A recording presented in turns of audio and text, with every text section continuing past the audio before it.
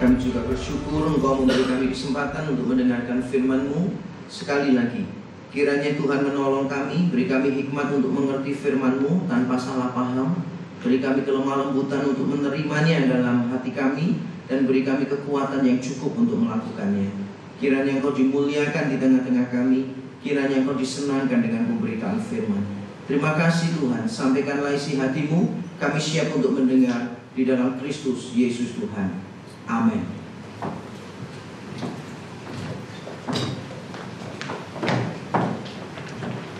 Ini adalah minggu yang keempat, dan seperti biasa minggu yang keempat kita akan melanjutkan seri khotbah dari surat 1 Korintus. Mari kita langsung membaca di dalam 1 Korintus 13 ayat 11 dan 12.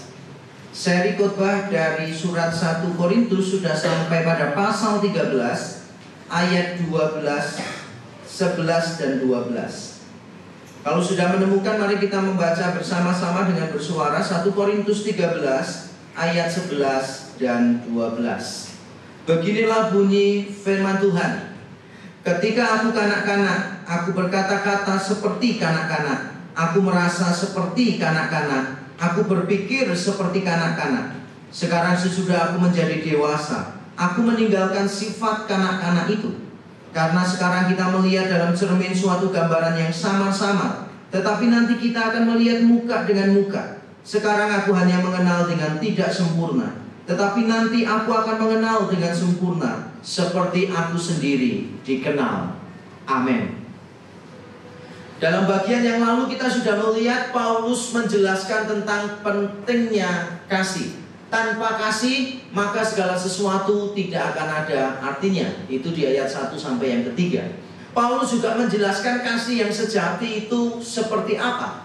Dia jelaskan di ayat 4 sampai yang ke-7. Kemudian dia juga melanjutkan pembahasannya dengan menunjukkan kasih itu lebih mulia, lebih utama, lebih penting daripada karunia-karunia rohani. Mengapa kasih lebih penting daripada karunia-karunia rohani? Jawaban Paulus cukup sederhana. Karena semua karunia rohani itu terbatas. Nanti akan sirna, akan musnah, akan lenyap. Tetapi kasih akan terus ada sampai kekekalan. Nanti kita berjumpa dengan Tuhan di surga, tidak akan ada karunia rohani yang kita perlukan. Di sana hanya ada kasih antara kita dengan Allah, Allah dengan kita. Nah, ayat yang baru kita baca, ayat 11 dan 12, merupakan ilustrasi. Jadi Paulus sudah memberikan poinnya. Bahasa roh akan berhenti, nubuat akan lenyap, pengetahuan akan sirna. Yang tetap ada adalah kasih. Kalau nanti yang sempurna tiba, yaitu berjumpa dengan Tuhan, entah kita mati duluan atau kita dipanggil pulang oleh Tuhan. Ketika yang sempurna itu tiba, maka yang tidak sempurna, nubuat, bahasa roh, pengetahuan akan lenyap. Untuk mendaratkan poin itu, Paulus sekarang memberikan dua ilustrasi. Yang pertama itu ilustrasi dari perpindahan anak kecil menjadi dewasa. Ilustrasi yang kedua adalah tentang melihat di dalam cermin. Kalau kita bicara tentang ilustrasi, maka saya tahu ilustrasi ini kalau ditafsirkan gampang-gampang susah. Gampang-gampang susah. Mau mulai dari mana dulu? Gampangnya atau susahnya? Menafsirkan ilustrasi gampang-gampang susah.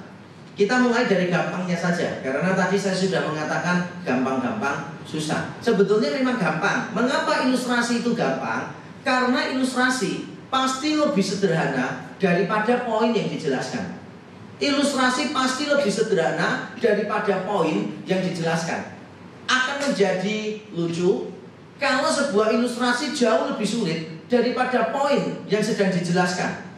Bayangkan seandainya saya mantan astronot, seandainya saya khotbah menerangkan satu poin supaya jemaat tambah mengerti arti dari poin ini. Saya akan menceritakan hal-hal yang ada di luar angkasa, istilah-istilah yang cuma para astronot yang tahu.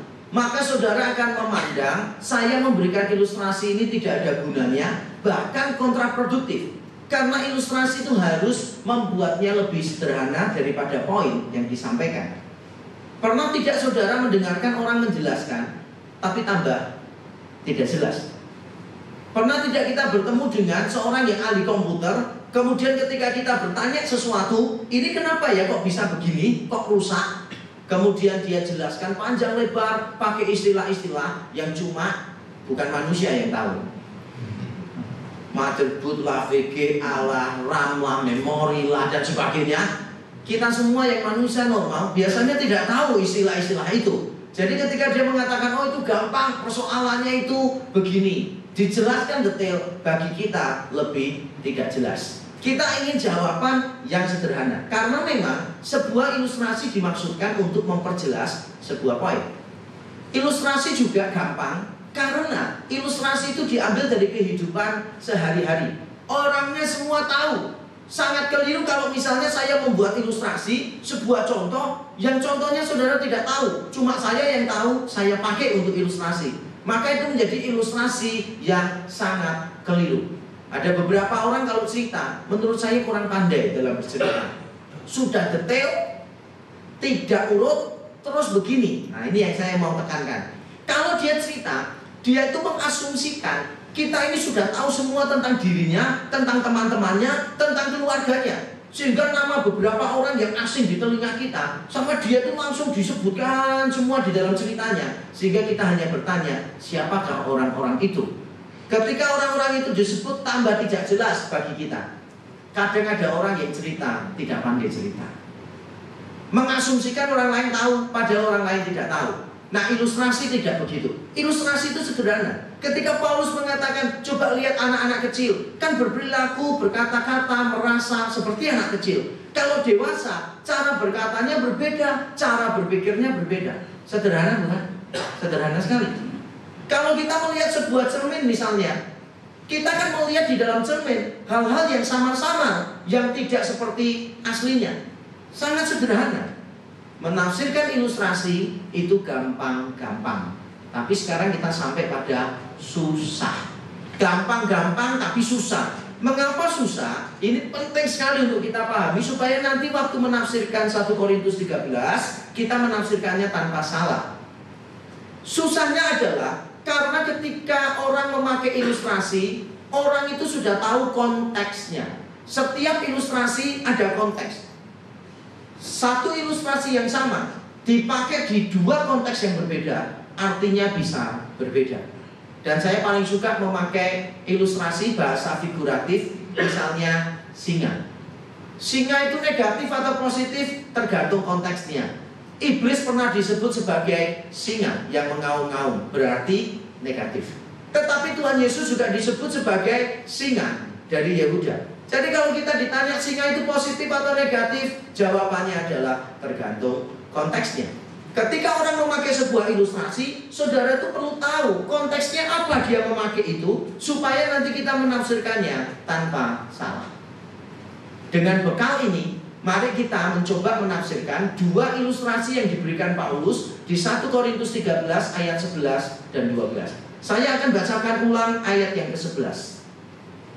Ketika aku kanak-kanak, aku berkata-kata seperti kanak-kanak, aku merasa seperti kanak-kanak, aku berpikir seperti kanak-kanak. Sekarang sesudah aku menjadi dewasa, aku meninggalkan sifat kanak-kanak itu. Sekilas tidak ada yang sulit di dalam ilustrasi ini. Anak bertingkah laku seperti kanak-kanak, orang dewasa bertingkah laku seperti orang dewasa. Tetapi ada bagian yang seringkali disalahpahami orang. Kalau Paulus memakai dua fase tadi, anak-anak dan dewasa, anak-anak ini merujuk pada apa? Dewasa ini merujuk kepada apa? Sebagian orang menafsirkannya begini, anak-anak ini adalah anak-anak secara rohani, dewasa adalah dewasa secara rohani. Sehingga mereka mencoba untuk menafsirkan bahasa roh itu hanya untuk orang yang tidak dewasa secara rohani. Nanti kalau orang itu sudah dewasa secara rohani, maka dia tidak akan butuh bahasa roh, karena bahasa roh itu untuk kanak-kanak secara rohani. Nanti kalau dia sudah dewasa, dia akan berkata-kata dengan beda, tidak butuh bahasa roh. Jadi sebagian penafsir memahaminya anak-anak kedewasa adalah anak-anak secara rohani dan dewasa secara rohani. Menurut saya penafsiran ini pasti salah. Penafsiran ini pasti didasarkan pada pertimbangan teologis dan bukan didasarkan pada teks. Orang yang menafsirkan semacam itu setia pada teologi tapi tidak setia kepada teksnya. Mengapa saya yakin tidak setia kepada teks? Karena kalau kita melihat poinnya itu kan ada di ayat 8 sampai ayat yang ke-10. Poinnya Paulus itu di sana. Ilustrasinya ayat 11 dan 12. Nah, poin yang Paulus ingin sampaikan apa sih? Paulus itu membagi semuanya jadi dua fase. Yang sementara sama yang kekal.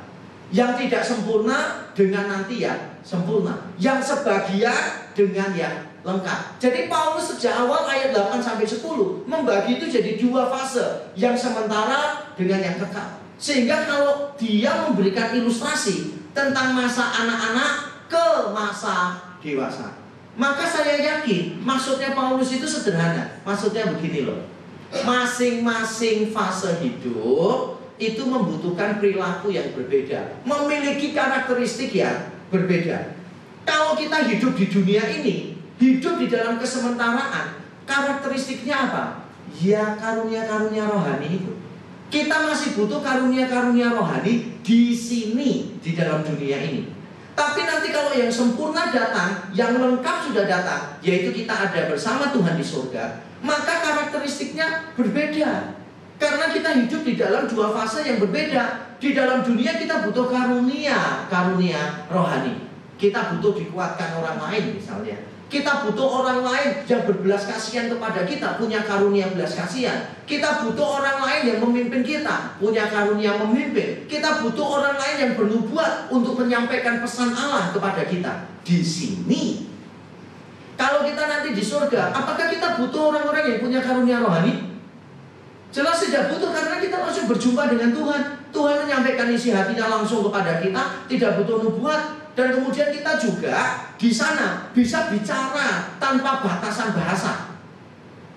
Kalau di sini susah, karena kita mau mengungkapkan sesuatu, terbatas bahasanya. Sehingga Tuhan kadang memberikan bahasa roh untuk orang-orang tertentu, supaya orang-orang itu bisa menyampaikan isi hatinya dengan bebas. Tapi nanti kalau di surga, semuanya tidak ada itu. Semuanya sudah pindah. Inti yang disampaikan Paulus sekali lagi, bukan anak-anak rohani menjadi dewasa rohani, bukan. Anak-anak merujuk pada dunia yang sementara. Kalau fase dewasa merujuk kepada nanti kita ada di surga. Dengan konsep ini, konteks yang jelas, maka saya yakin ayat 11 tidak boleh ditafsirkan bahasa roh hanya untuk orang-orang yang tidak rohani. Saya menentang pandangan itu. Alasan yang kedua mengapa saya menentang pandangan itu, karena di ayat 11 Paulus itu tidak secara khusus bicara tentang bahasa roh sebetulnya. Coba baca ulang ayat 11. Beritahu saya bagian mana yang membuat sebagian orang itu yakin ayat 11 bicara tentang bahasa roh saja. Ayat 11. Ketika aku kanak-kanak, aku berkata-kata seperti kanak-kanak, merasa seperti kanak-kanak, berpikir seperti kanak-kanak. Sekarang sesudah aku menjadi dewasa, aku meninggalkan sifat kanak-kanak itu. Bagian mana yang menunjukkan tentang bahasa roh? Bagian mana? Kalau kita baca tidak ada loh bagian apa yang merujuk kepada bahasa roh di sana. Tapi mengapa banyak orang hanya mengaplikasikan ayat 11 tadi untuk bahasa roh? Bahasa roh untuk orang-orang yang tidak rohani. Kalau sudah rohani, tidak butuh bahasa roh. Padahal kita tahu bersama, banyak orang yang tidak bahasa roh, tidak rohani. Bukan berarti orang yang bahasa roh rohani, ada juga yang tidak rohani. Tetapi maksudnya adalah kita tidak boleh mengasumsikan kalau berbahasa roh langsung kita ngelirik, tidak rohani. Kalau tidak bahasa roh rohani, belum tentu juga. Kalau kita baca ayat 11, maka saya yakin Paulus bukan cuma bicara tentang bahasa roh. Dia memakai 3 kata kerja. Berkata-kata seperti kanak-kanak, berpikir seperti kanak-kanak, merasa seperti kanak-kanak. Kalau dalam bahasa Yunani terjemahannya begini. Berkata-kata seperti kanak-kanak, berpikir seperti kanak-kanak, menalar seperti anak-anak, reasoning seperti anak-anak. Mengapa Paulus memakai 3 kata ini? 3 kata ini kan yang berkaitan dengan bahasa roh. Kalau mau dipaksakan berkaitan dengan bahasa roh, cuma bagian pertama, berkata-kata. Tetapi apakah orang yang bernubuat tidak berkata-kata? Berkata-kata. Apakah orang yang punya pengetahuan tidak menyampaikan pengetahuannya melalui kata-kata? Melalui kata-kata juga. Nah, bahkan sebagian penafsir, saya kurang yakin. Sebagian penafsir yakin begini. Mengapa Paulus pakai 3 kata tadi? Berkata-kata, berpikir, menalar. Karena Paulus kan menyinggung 3 karunia rohani. Dari ayat 8 sampai 10 dia bicara tentang apa? Nubuat, pengetahuan, bahasa roh. Jadi berkata-kata merujuk pada bahasa roh. Kalau berpikir merujuk pada nubuat, mengetahui pikiran Allah. Kalau menalar itu merujuk kepada pengetahuan. Saya tidak terlalu yakin apakah memang Paulus memaksudkan 3 kata kerja, 3 karunia rohani. Tapi walaupun itu benar atau salah, tetap konteksnya sama. Ayat 11 bicara bukan tentang bahasa roh saja. Kalau memang ada orang yang berani mengatakan bahasa roh hanya untuk orang yang anak-anak secara rohani, maka orang itu juga harus menafsirkan nubuat, iman, pengetahuan, semua karunia rohani hanya untuk orang-orang yang anak-anak secara rohani. Kalau memang konsisten harus ditafsirkan seperti itu. Jadi ilustrasi tentang anak-anak menuju dewasa itu bukan tentang anak-anak secara rohani ke dewasa secara rohani, bukan. Tapi merujuk pada 2 fase hidup kita. Kita hidup sekarang di dunia yang sementara, kita hidup nanti di surga yang kekal. Di dalam kesementaraan kita butuh macam-macam bahasa roh. Tapi nanti kalau sudah di surga, kita tidak butuh. Saya pernah mendengar ada orang yang berani berkata begini, kalau kita tidak bisa bahasa roh, kita celaka. Karena nanti kita di surga tidak bisa bicara apa-apa. Nanti di surga semua bahasa yang dipakai bukan Mandarin, bukan Inggris. Yang dipakai adalah bahasa roh. Ketika saya mendengar itu, waduh, saya merasa kasihan. Merasa kasihan dengan orang yang berkhotbah semacam itu. Karena ayatnya sudah jelas di 1 Korintus 13, nubuat akan berhenti, bahasa roh akan lenyap. Bagaimana dia menafsirkan itu? Tuhan sudah bilang loh, kalau yang sempurna tiba, yang tidak sempurna ini akan lenyap kok. Nah, saya juga kasihan bukan dengan yang mengucapkan itu. Kasihan dengan orang-orang Kristen, saudara. Bayangkan seandainya yang hanya bisa bahasa roh, yang bisa berkomunikasi di surga, saudara bisa bayangkan ya, betapa sepinya surga. Karena yang bisa berbahasa roh sangat sedikit. Di banyak gereja yang bahasa roh itu, saya kok tidak yakin itu semua bahasa roh. Mungkin ada beberapa yang sungguh-sungguh Tuhan beri karunia bahasa roh, tapi saya yakin lebih banyak yang Tuhan tidak beri. Makanya kalau di beberapa gereja diajarkan, mari kita berbahasa roh. Saya heran dari mana perintah itu muncul. Wong Paulus bilang kalau mau bahasa roh harus 1-2 orang. Secara bergiliran. Itu pun kalau ada yang menafsirkan. Mengapa ada orang yang berani mengatakan, mari kita semua berbahasa roh. Kalau semua berbahasa roh, yang tidak punya karunia bahasa roh terus ngomong apa? Di surga nanti ya, seandainya semuanya pakai bahasa roh, saudara bisa bayangkan nanti kalau saudara memuji Tuhan, pastikan berdirinya dekat dengan orang Pentakosta atau karismatik. Sebab kalau tidak dekat sama mereka, kita bingung, lagunya sudah ganti, kita tidak ngerti kodenya dari malaikat yang memimpin pujiannya. Jadi nanti tiap kali Tuhan omong, kita singgol teman kita yang kayak Pentakosta atau karismatik itu, dia ngomong apa? Kemudian dia jawab kepada kita pakai bahasa roh juga. Sama aja kita tambah ngerti. Anak-anak itu ya berperilaku seperti anak-anak. Kalau dewasa seperti dewasa. Anak-anak itu kadang polos. Apa adanya dia ceritakan. Di mata orang lain, kepolosan anak kecil itu aduh lucunya setengah mati. Kadang kan ada anak kecil yang tanpa sungkan komentar kepada orang tua. Misalnya ada anak kecil yang lihat orang tua kumisan gitu kan, sama ada jenggotnya. Kok kayak kambing ya? Sampai orang tuanya dia aduh sungkannya setengah mati. Aduh jangan ngomong gitu. Ternyata yang diomong kambing itu malah seneng kan.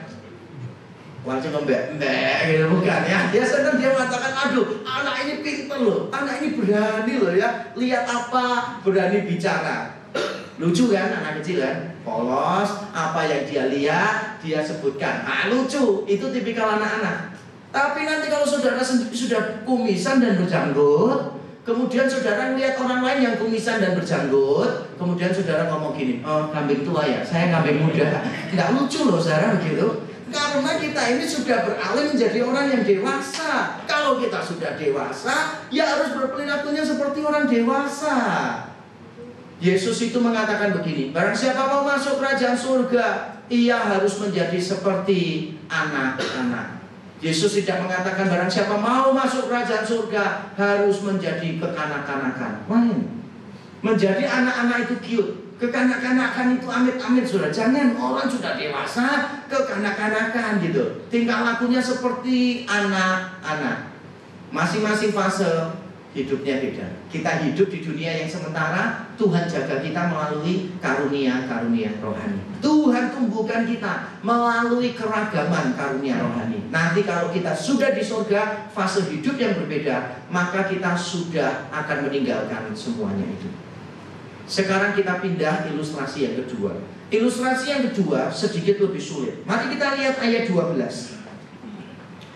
Karena sekarang kita melihat dalam cermin suatu gambaran yang samar-samar, tetapi nanti kita akan melihat muka dengan muka. Sekarang aku hanya mengenal dengan tidak sempurna, tetapi nanti aku akan mengenal dengan sempurna, seperti aku sendiri dikenal.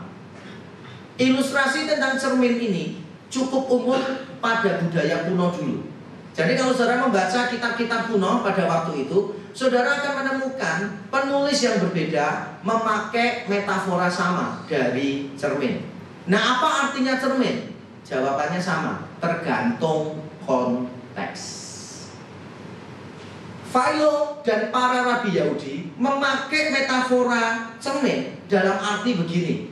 Cermin itu adalah sarana yang paling sempurna untuk memberitahu yang asli. Yang asli kita tidak bisa lihat, tetapi cermin itu merupakan refleksi yang sempurna dari yang asli. Berarti Philo dan para rabi waktu memakai metafora ilustrasi dari cermin positif memakainya. Cermin itu refleksi yang paling sempurna dari yang asli. Saya harap saudara tidak menghakimi kalimat ini dalam budaya modern kita. Budaya kuno dulu kalau orang tidak bisa melihat yang asli, tapi ingin tahu yang asli, sarananya apa? Tidak bisa melihat yang asli, tapi ingin tahu yang asli. Sarananya sangat terbatas. Lukisan misalnya. Orang melukis, jadi orang lain melihat lukisannya punya bayangan yang asli seperti apa. Tapi terbatas lukisan itu. Atau mungkin saudara membayangkan bayangan. Jadi kalau ada bayangan, wah berarti merefleksikan sesuatu yang asli. Menurut saya bayangan tidak sempurna. Beda arah mataharinya, beda cahayanya, maka nanti ukuran dan bentuk bayangan bisa berbeda. Dan kalau bayangan itu tidak sempurna, orang mancung atau orang pesek di dalam bayangan tergantung arah lampunya, tidak terlihat jelas. Baru nanti kalau dia miring baru kelihatan jelas. Yang satu pesek, yang satu mancung. Bayangan tidak sempurna. Orang kuno mungkin mikir, oh air kan bisa memantulkan sesuatu yang asli. Tapi air itu terbatas. Air itu selalu goyang. Sehingga kalaupun ada kilauan di sana, refleksi dari yang asli, tetapi kabur, tidak bisa kita lihat dengan baik. Untuk ukuran orang kuno dulu, yang paling sempurna menurut saya memang cermin. Cermin paling sempurna, tidak ada ukuran lain. Kalau untuk orang modern, kita sudah punya video. Video paling sempurna. Kalau suara itu kadang tidak sempurna. Misalnya ya, berapa kali saya khotbah di satu gereja yang baru saya pertama kali khotbah di sana, biasanya selalu ada jemaat yang mengatakan begini, oh ini toh Pak Yakub Trihandoko, saya tiap minggu dengarkan suaranya di radio. Sekarang baru lihat orangnya. Kemudian saya biasanya usil, saya tanya, setelah lihat orangnya, kira-kira beda enggak pikirannya? Dia bilang gini, iya, saya pikir Pak Yakub itu sudah tua sekali. Ternyata masih muda. Masa saya dibilang tua? Dari suaranya itu kelihatan tua. Saya itu sampai bingung, saya dengarkan rekaman lagi, mana yang menunjukkan suara saya itu tua. Ada yang bilang, saya pikir Pak Yakub itu ganteng waktu dengarkan suaranya. Wah, ternyata lebih ganteng dari yang saya kira. Tidak benar, tidak ada yang ngomong gitu ya. Mendengar suara belum tahu semuanya. Kalau video itu baru kita bisa lihat secara lebih sempurna. Tapi siapa tahu nanti teknologi ke depan lebih maju. Video itu nanti lebih hebat lagi. Kalau video kan kita tidak bisa bau kan orangnya.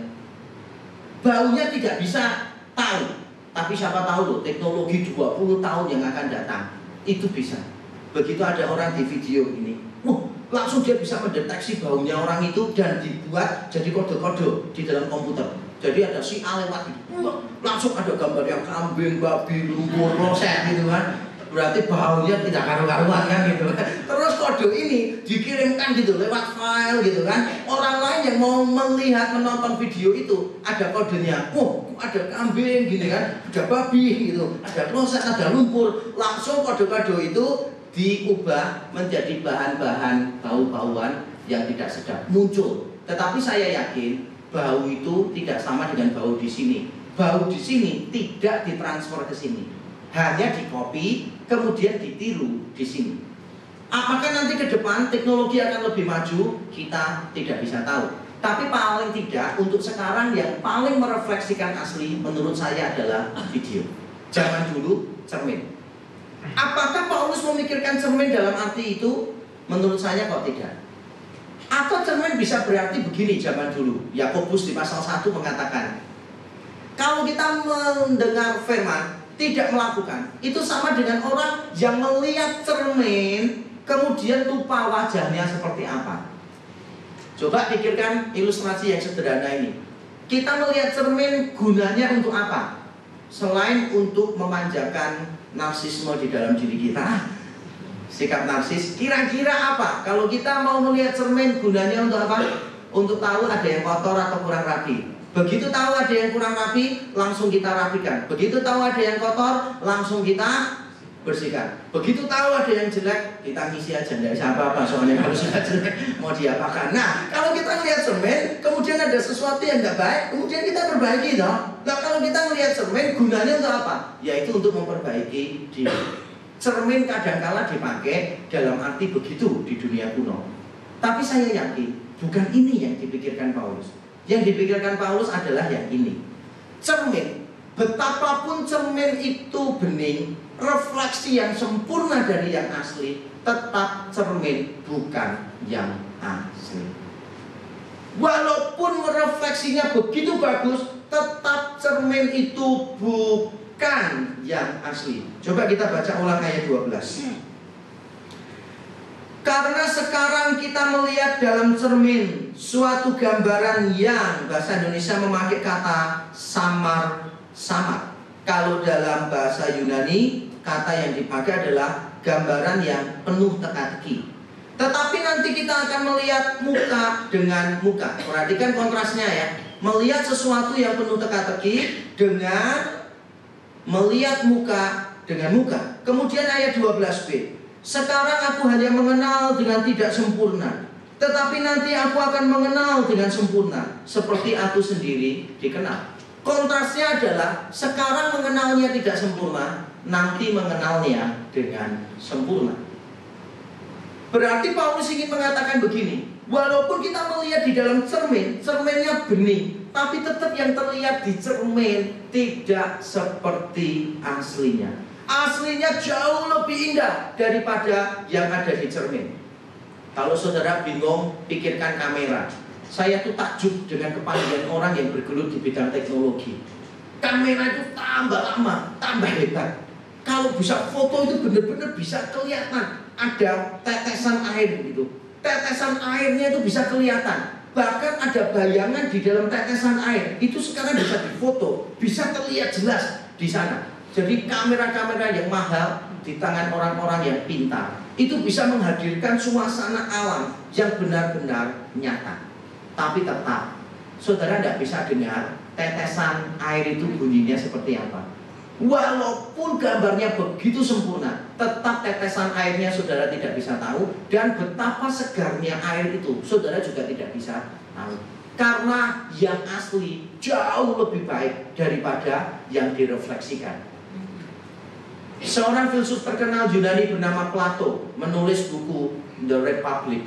Di dalam buku ini dia memberikan ilustrasi yang sederhana tapi sangat berkesan. Dia menceritakan tentang seorang yang dirantai di dalam sebuah gua. Kemudian orang ini di gua itu ada orang-orang lain yang dia tidak pernah bisa lihat karena dia tidak bisa menoleh, tidak bisa melihat orang itu. Di gua itu ada api, sehingga orang-orang yang dia tidak pernah lihat bayangannya ada di dinding gua. Suara mereka dia bisa dengar. Kemudian Plato bertanya secara sederhananya ini. Dia bertanya begini, orang ini mengenal dengan baik tidak teman-temannya di dalam gua itu? Tiap hari mendengarkan mereka cerita dan melihat bayangannya. Wah, cukup baik, tiap hari di gua, tidak ada kerjaan lain kok.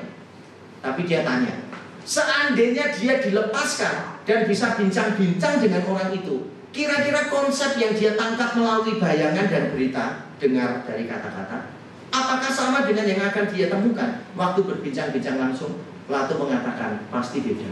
Bincang-bincang langsung itu menghadirkan gambaran yang lebih utuh, gambaran yang jauh lebih sempurna. Nah, mungkin Paulus itu memikirkan itu. Jadi Paulus sekadar ingin memberitahu kita, apapun yang kita tahu sekarang tentang Allah melalui karunia-karunia bahasa roh, itu sifatnya adalah tidak sempurna. Sama seperti melihat cermin. Nanti kalau kita melihat Tuhan langsung, jauh lebih indah, jauh lebih mulia. Saya yakin Paulus sedang memikirkan Musa. Mengapa saya yakin sedang memikirkan Musa? Nanti kalau saudara membaca di rumah, Bilangan pasal 12, waktu Miriam dan Harun memberontak melawan Musa, Tuhan hadir membela Musa. Dan ini yang dikatakan Tuhan. Tuhan berkata begini, mengapa engkau melawan mengata-ngatai hambaku Musa? Terus Tuhan buat perbedaan gini, kepada nabi-nabi yang lain aku berbicara melalui mimpi, melalui penglihatan. Tetapi kepada Musa hambaku ini, aku bicara kepada dia muka dengan muka, tidak dengan teka-teki. Nah, kata teka-teki di sana di Bilangan 12, kalau dalam terjemahan Septuaginta sama persis dengan akar kata di 1 Korintus 13 ayat 12. Melihat gambarannya dengan teka-teki. Kalau Musa tidak, Tuhan bicara kepada Musa berhadapan muka tanpa teka-teki. Berarti ada kata muka dengan muka dikaitkan dengan teka-teki. Kalau saudara kagum dengan Musa, saudara yakinlah nanti di surga pengalaman saudara lebih hebat daripada pengalaman Musa waktu berjumpa muka dengan Tuhan. Kalau memang kita nanti di surga berhadapan dengan Tuhan, muka dengan muka, dan kita pengetahuannya tentang Tuhan bertambah. Nah, ini menjadi pertanyaan yang sulit. Apakah nanti di surga kita itu akan bisa memahami Tuhan dengan sempurna? Di surga kan waktunya kekal. Tiap hari pengetahuan kita bertambah. Kira-kira pada satu titik kita bisa tidak memahami Tuhan 100%? Pertanyaan ini saya dapatkan ketika saya mengajar program teologi S2, program master di satu STT. Ada satu hamba Tuhan muda yang kritis, dia tanya, Pak, di surga nanti kan pengetahuan kita bertambah. Saya bilang, iya. Di surga kan juga kekal loh. Iya. Berarti nanti pada satu titik kita akan paham Tuhan. Saya bilang, tidak. Mengapa saya yakin tidak? Nah, saya akan memberikan 3 jawaban. Pertama, secara biblika, Musa ketika dikatakan melihat Tuhan muka dengan muka, ini ungkapan.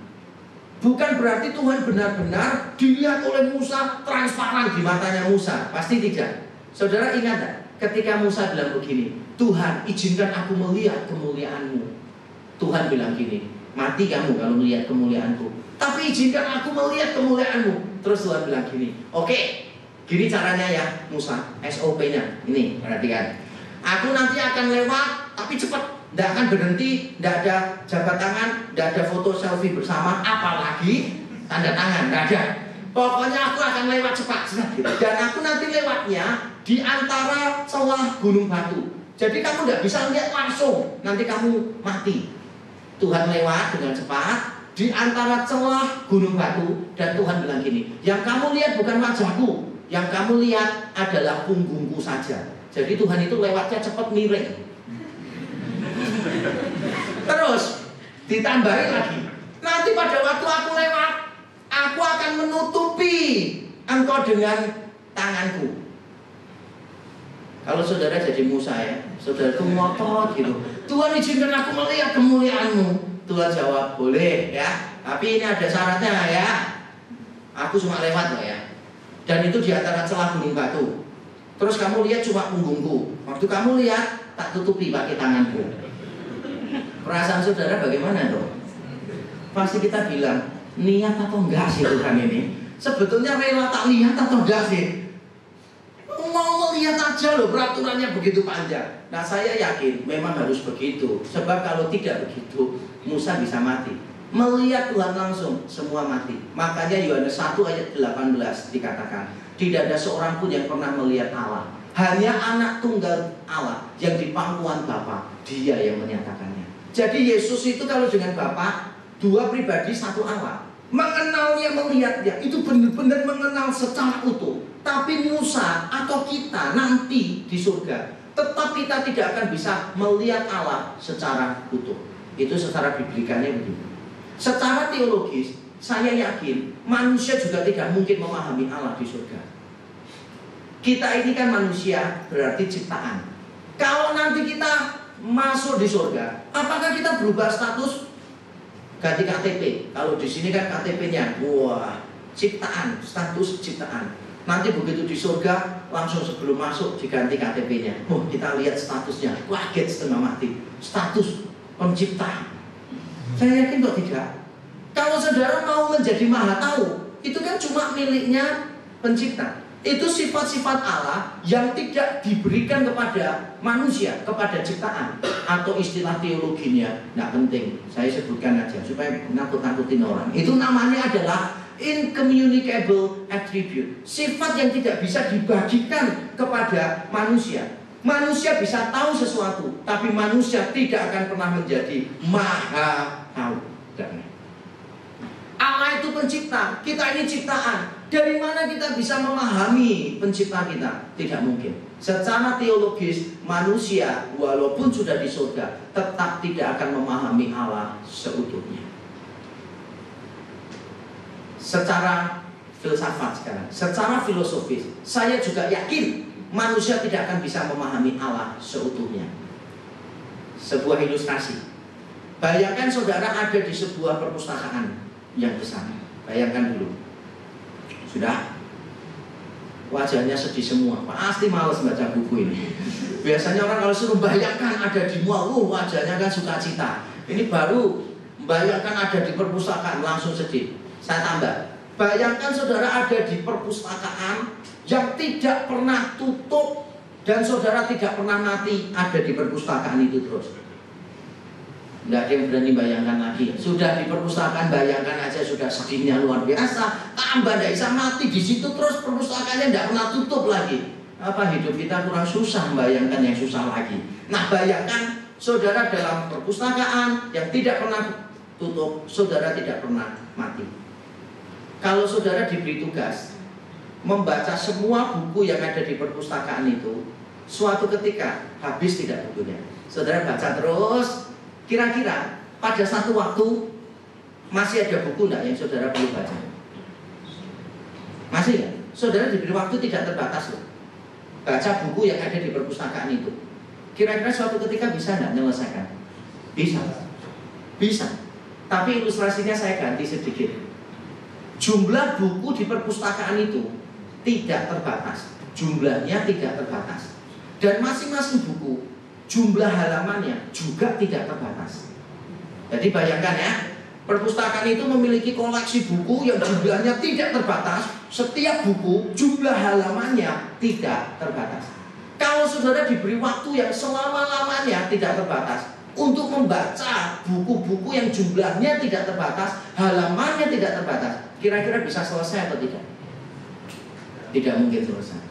Walaupun diberi waktu yang begitu panjang, tetap tidak selesai. Karena yang saudara harus baca tidak terbatas. Jadi saya yakin Allah itu tidak terbatas.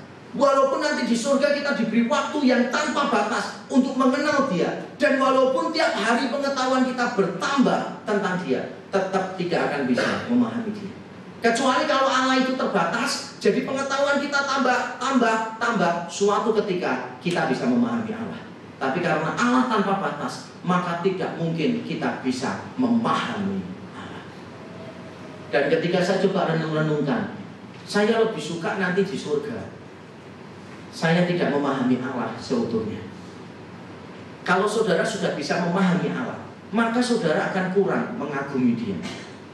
Kalau saudara kurang mengagumi Dia, saudara kurang alasan untuk memuji Dia. Dan kalau saudara kurang alasan untuk memuji Dia, saudara bosan sekali berada di surga. Di surga kerjaan kita ikut berbagai macam seminar teologi dan apologetika. Tidak perlu. Nanti kalau di surga, pembicara-pembicara seminar yang pintar-pintar itu nanti sama dengan kita kok posisinya di surga. Di surga itu nanti kita akan mengenal Dia, tapi tidak bisa memahami Dia seutuhnya. Kalau kita bisa memahami seutuhnya, kita tidak bisa kagum. Saudara melihat pertunjukan sulap misalnya, apa yang membuat pertunjukan sulap itu menarik? Apa yang membuat pertunjukan sulap menarik? Karena kita tidak paham triknya. Jadi kita mengagumi, wah hebat. Kalau kita paham triknya, kita tidak bisa menikmati yang ditampilkan. Kita tidak bisa memuji. Ada orang yang tampil sesuatu, wah main piano. Orang lain yang nggak bisa piano, wah memuji. Wah pianomu bagus loh, setengah mati. Wah terus tanya, oh ibu main piano juga? Enggak, saya biasanya main icik-icik gitu. Kenapa dia bisa memuji pianonya? Bagus kan? Orang yang dipuji ini pasti tidak terlalu bersuka cita. Saya juga pernah menerjemahkan. Saya berapa kali menerjemahkan. Suatu ketika setelah saya menerjemahkan pembicara dari luar negeri, ada orang datang. Biasa itu. Tiap kali kita menerjemahkan selalu ada komentar positif kan ya. Ada beberapa orang bilang, wah terjemahannya bagus. Jangan bangga. Karena biasanya yang bilang bagus itu 10 orang. Yang tidak bilang 1000. Jadi siapa tahu untuk 10 orang bagus, bagi 1000 yang lain jelek. Belum tentu ya. Pernah suatu ketika orang datang bilang begini, wah terjemahannya bagus sekali loh. Inggrisnya apa? Ya aku bagus sekali. Terus saya tanya, oh ibu dari sastra Inggris ya? Bukan, saya enggak belajar bahasa Inggris. Oh kursus ya bahasa Inggris? Enggak, saya malah enggak bisa bahasa Inggris. Dari sekolah dulu saya malah paling enggak bisa bahasa Inggris. Setelah saya tahu dia enggak bisa bahasa Inggris, pujiannya untuk saya itu bagi saya enggak terlalu menggembirakan. Tapi kalau ada orang yang Inggrisnya lebih pintar dari saya, dia juga tidak akan memuji saya, karena tidak mengagumkan bagi dia. Di surga kita tidak bisa paham Tuhan, tapi itulah alasan kita untuk selalu mengagumi Tuhan di surga. Nah, apa aplikasi bagi kita? Apa yang seharusnya menjadi respon kita melalui 2 ilustrasi ini? Yang pertama adalah belajar rendah hati. Rendah hati. Saya perhatikan beberapa orang, termasuk saya dahulu, kalau sudah tahu teologi sedikit, sombongnya luar biasa. Tahunya sedikit, wah tapi bicaranya seperti profesor yang sudah mengajar 30 tahun. Apa yang dia ketahui diceritakan semua, padahal yang dia ketahui cuma berasal dari 1 buku. Makanya tidak heran ada beberapa ucapan-ucapan yang mengolok-olok tentang gelar-gelar akademis di bidang teologi. Mungkin saudara pernah dengar STH, Sarjana Teologia. Itu kemudian diganti sok tahu. Karena biasanya kalau baru sekali kuliah teologi, baru belajar Ibrani, Yunani, wah gitu. Dengarkan khotbah bahasa Indonesia itu tidak paham apa ya yang dia ngomongnya. Padahal ya nilainya saja selalu remedium, tapi sombongnya setengah mati. Makanya begitu lulus S1 teologi diberi gelar STH, sok tahu. Nanti kalau dia tidak puas S2 teologi dengan gelar MTH, Master of Theology. Orang bilang makin tinggi hati. S1 sudah sombong, S2 lebih sombong lagi. Terus nanti naik lagi, wah jadi pendeta di gereja, sekolah ngambil S3, Demin, Doctor of Ministry. Terus diganti Doctor of Minus, minus semua. Ilmunya tidak tambah, karakternya yang tambah, yaitu tambah sombong, nggak mau diajar orang lain. Saudara, kita harus benar-benar berhati-hati. Membaca Alkitab tiap hari harus. Membaca buku-buku teologi yang bermutu sangat disarankan. Tetapi kita harus menjaga hati kita, supaya pada saat yang kita ketahui semakin banyak, hati kita juga semakin rendah hati. Kalau tidak ada keterkaitan antara pikiran dan hati, maka kita mudah menjadi orang yang sombong. Dan firman Tuhan hari ini menegur kita, jangan sombong. Karena bagaimanapun yang kita ketahui sekarang, apapun yang kita ketahui sekarang, seberapa banyak pun yang kita ketahui tentang Allah sekarang ini, tetap tidak bisa dibandingkan dengan yang kita ketahui di surga nanti. Di surga kita akan melihat muka dengan muka, semuanya jauh lebih jelas. Makanya saya yakin para pemberi seminar teologi, termasuk salah satunya saya, nanti di surga tidak akan diundang untuk mengadakan seminar. Karena kita semua berdiri sama di hadapan Tuhan. Saudara tidak akan mengagumi orang-orang para teolog yang hebat-hebat. Saudara tidak akan mengagumi itu. Karena apa? Karena apapun yang mereka ketahui sekarang, nanti kalau dibandingkan di surga, saudara nanti jangan kaget. Nanti kalau saudara di surga ya, saudara itu langsung nyenggol jemaat yang lain.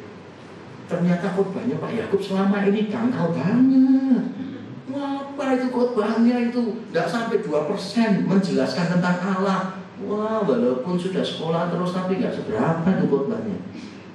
Dan saya bersyukur kalau nanti saudara punya pikiran gitu. Karena memang seharusnya begitu.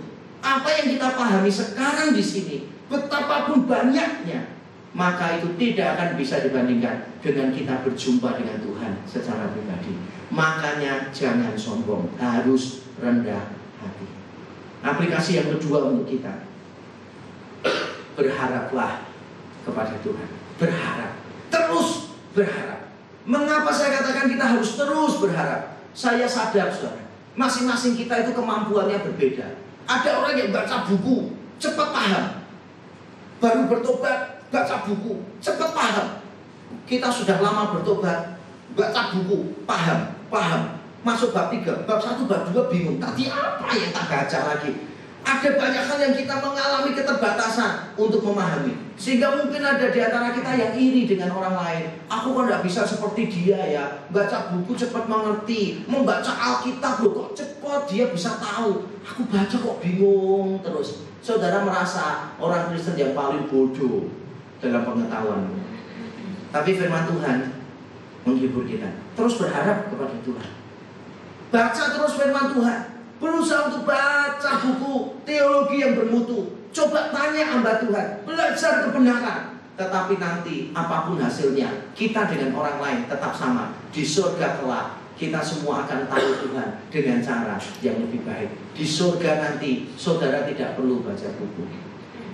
Di surga cuma perlu datang, menikmati Tuhan, dekat dengan Dia. Engkau akan selalu mengenal dan lebih mengenal Dia untuk selama-lamanya. Dan itulah pengharapan kita. Terus berharap kepada Tuhan. Kita hidup dalam kesementaraan. Tuhan pakai berbagai macam karunia rohani. Manfaatkan itu. Hargai karunia rohani. Kalau saudara melihat ada orang punya karunia pengetahuan, belajarlah dari dia. Kalau saudara melihat ada orang yang punya karunia nubuat, dengarkanlah dia. Kalau ada orang lain yang punya karunia bermacam-macam, saudara dapatkan manfaat dari mereka. Kalau saudara punya karunia, bagikan kepada yang lain. Supaya semua orang bertumbuh terus, semakin mengenal Tuhan, semakin mengenal Tuhan. Nanti di surga kelak, kita akan dibuat Tuhan kagum. Kita mengenal Dia dengan cara yang luar biasa. Dan kita akan menikmati Dia. Semakin kenal, semakin kagum. Semakin kagum, semakin menikmati Dia untuk selama-lamanya. Mari kita tunduk kepala. Kita berdoa. Haleluya. Tuhan sudah berfirman kepadamu. Apa yang seharusnya menjadi responmu kepada Dia? Apakah engkau selama ini menjadi orang-orang yang sombong, yang tahu sedikit tentang teologi, tentang Alkitab, maka engkau menjadi tinggi hati dan sulit mendengarkan nasihat orang lain? sulit mengapresiasi khotbah sederhana yang disampaikan oleh hamba-hamba Tuhan tertentu. Mari kita mohon ampun di hadapan Tuhan, bertobat bersama-sama. Atau kita tidak mau bertumbuh dalam pengenalan tentang Tuhan. Kita menjadi orang Kristen yang cuek, yang begitu-begitu saja. Tidak ada hasrat yang kuat untuk mengenal Tuhan lebih lagi. Mari kita juga bertobat bersama-sama di hadapan Tuhan.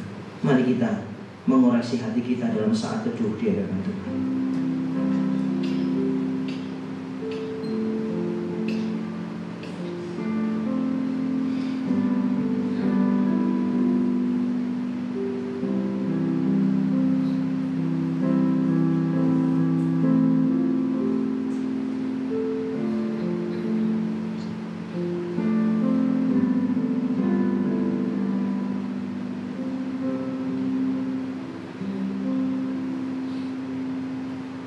Bapa di surga, kami datang kepadamu.